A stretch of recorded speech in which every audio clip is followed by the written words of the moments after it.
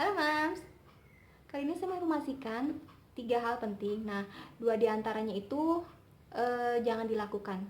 Kita langsung aja ya. Yang pertama itu, selama hamil, usahakan untuk tidak meminum obat sembarangan.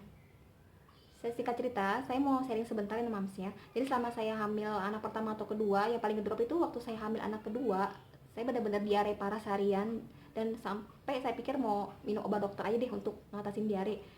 Tapi saya pikir-pikir lagi karena obat itu bahaya, jadi terpaksa saya ke dokter.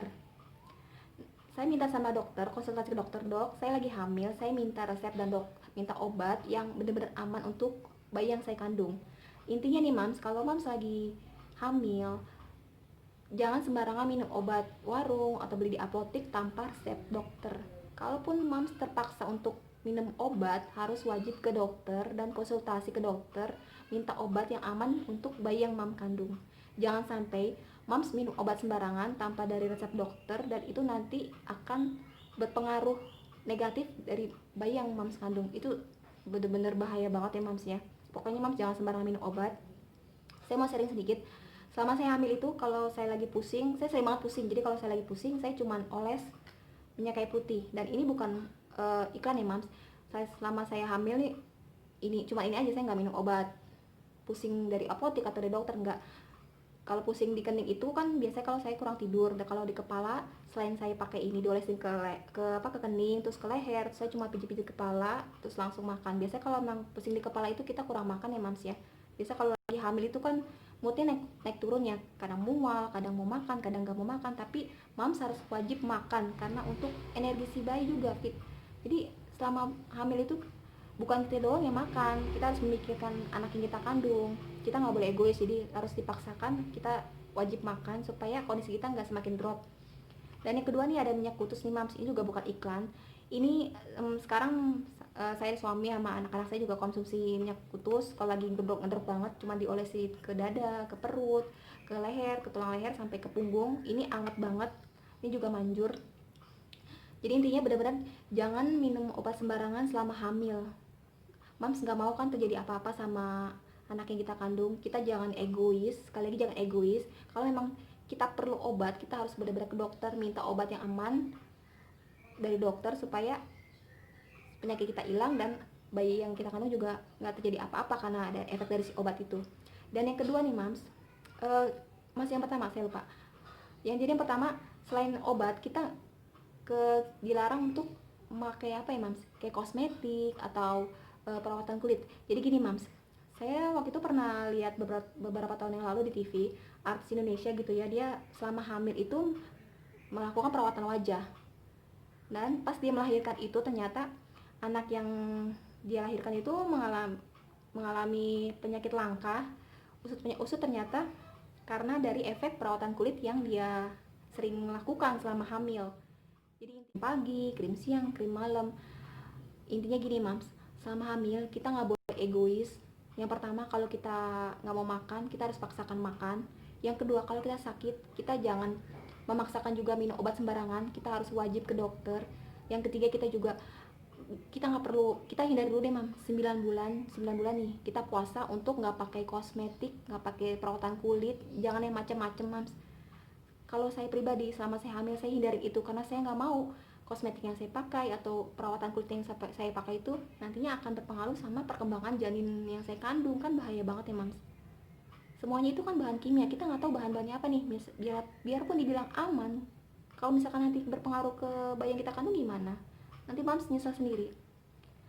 Saya usahakan nanti saya akan carikan artikel yang mengenai perawatan kulit atau kosmetik yang dilarang saat hamil ya. Kalau nggak ketemu ya Mams bisa mungkin cari-cari sendiri.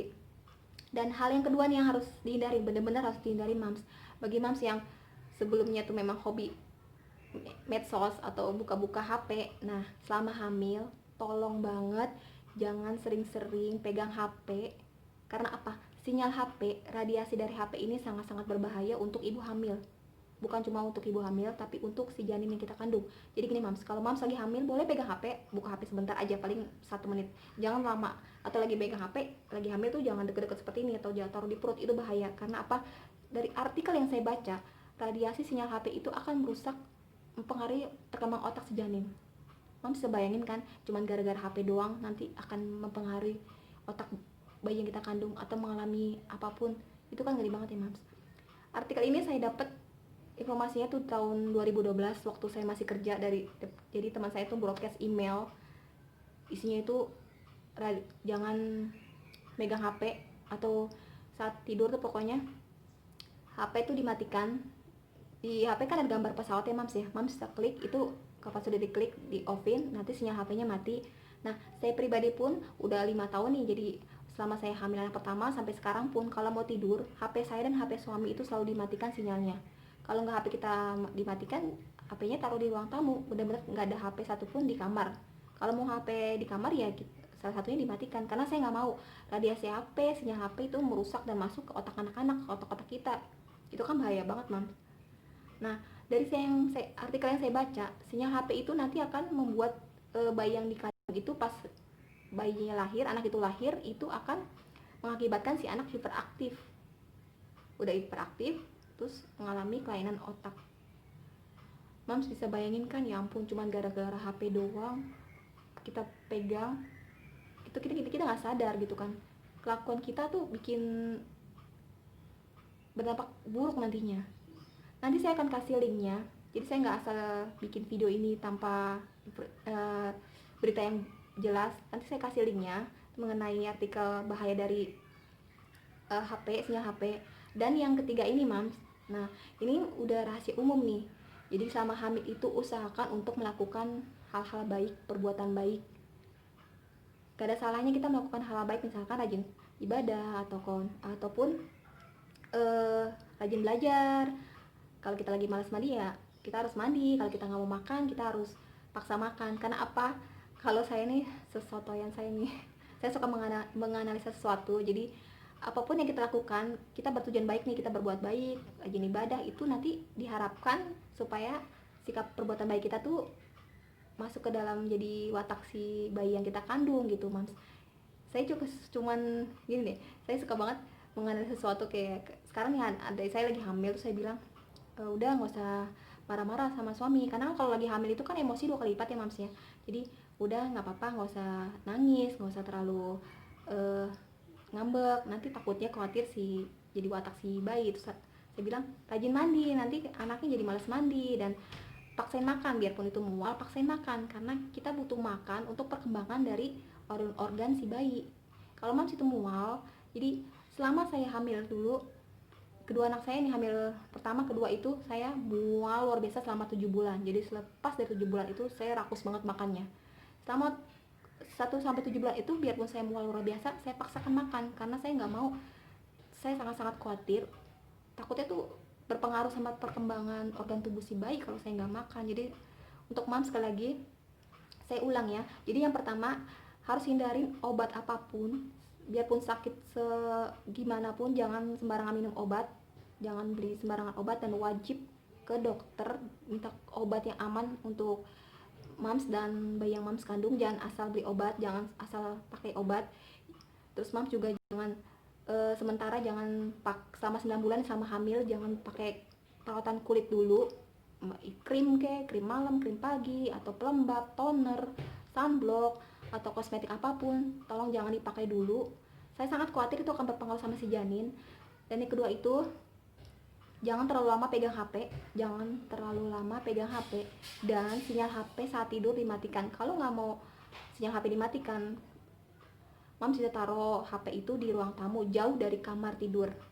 Dan yang ketiga, selama hamil itu harus berbuat baik, melakukan hal-hal baik yang bertujuan untuk siapa tahu nantinya hal-hal baik tersebut, perbuatan baik yang sering kita lakukan akan menjadi watak si bayi. Jaga terus kesehatan ya Mams, kalau lagi hamil itu benar-benar ngedrop, lemes.